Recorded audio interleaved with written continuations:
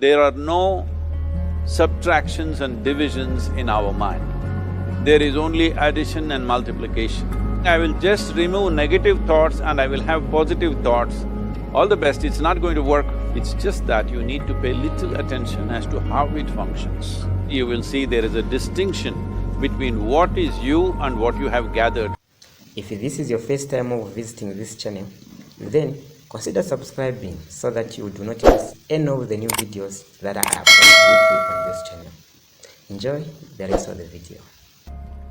See, the way the question is asked and also the way normally it's addressed is, people think there is something called as negative thought and positive thought.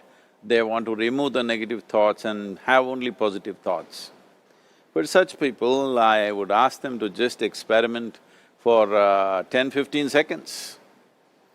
Let them forcefully remove one thought from their mind. For example, next 10 seconds,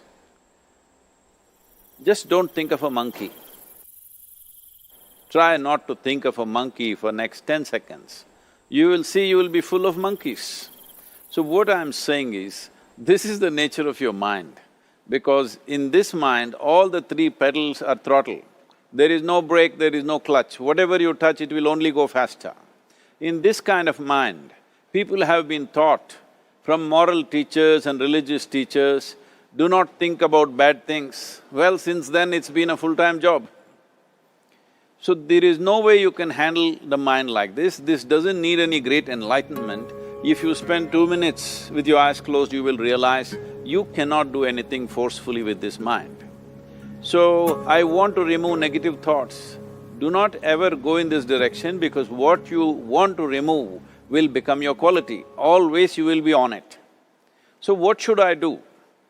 The thing is this, without understanding the fundamental mechanism of this mind, because our mind, human mind, is the most sophisticated computer on the planet.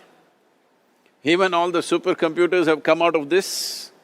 When this is the case, is it not important that we understand the mechanics of how it functions?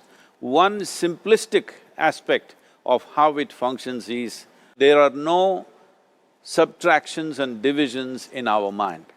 There is only addition and multiplication. If you try to do something with it, it will say one more. If you try hard, it will multiply into many more. In this mind, you don't try to identify what is positive, what is negative and try to remove it. First of all, one needs to understand, this mind of yours, this body of yours is supposed to serve you. The life that you are is important. Body and mind are vehicles that must serve us. If you sit in a vehicle, it must go where you want to go. If it goes to its own destination, what is the point of such a vehicle? It's just a nuisance. Right now, most human beings are unfortunately experiencing this fantastic possibility of human mind as a nuisance, as a troublesome thing. Well, this is the most beautiful thing you have. It's just that you need to pay little attention as to how it functions. One simple thing is this. First and foremost process is, that's why we put out this process called Isha Kriya. This is to distance yourself from your physiological and psychological process. There is something called as you which exists. This is not a composite of all your thoughts and emotions and physiological processes. Beyond that, there is you. If you close your eyes, even if you cannot see anything, you're still there. It is through the window of your eyes that you're looking out, but if you close your eyes, it doesn't mean that you don't exist, you still exist. So beyond your thought, you still exist, beyond your emotion, you still exist. So that you, the life that you are, this has to come into your experience. Why is it that you're not allowing that to come into your experience, which is the most significant aspect of who you are? Who you are right now, the most significant aspect is, you and me are alive right now, this is it. What I'm thinking, what you're thinking is not the important thing. We are alive right now, that is the important thing. So, it is important that you focus on this fundamental sense of aliveness within you, and then you will see there is a natural distance between you and your thought process. Once there is a distance between your psychological process and your physiological process, this is the end of suffering. Because there are only two kinds of suffering that human beings go through, physical suffering and mental suffering. Once you create a little space between you and your mind, between you and your body, this is the end of suffering. This is something every human being has to experience and know, otherwise thinking I will just remove negative thoughts and I will have positive thoughts, all the best, it's not going to work 100%, it's not going to work because nobody can remove it, they can avoid it for some time. So when negative thoughts come, you say Ram Ram, Shiva Shiva, whatever you want, but this is just avoiding, it's not gone. The moment you stop that, it will pop back with great force, otherwise it'll come back in your dreams.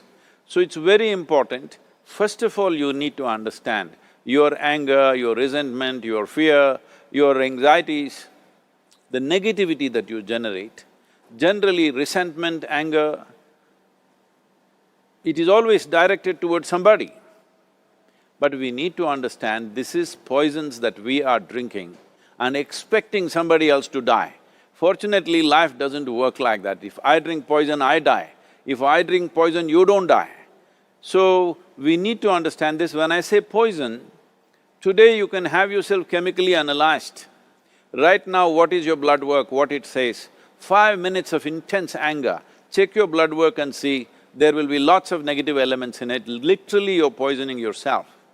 So, do you want to poison yourself? Definitely not. Now the very question is coming from certain helplessness, what shall I do?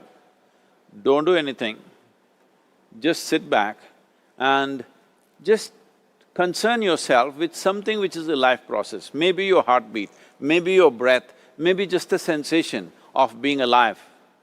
Depending upon how sensitive or how perceptive you are, accordingly, find something.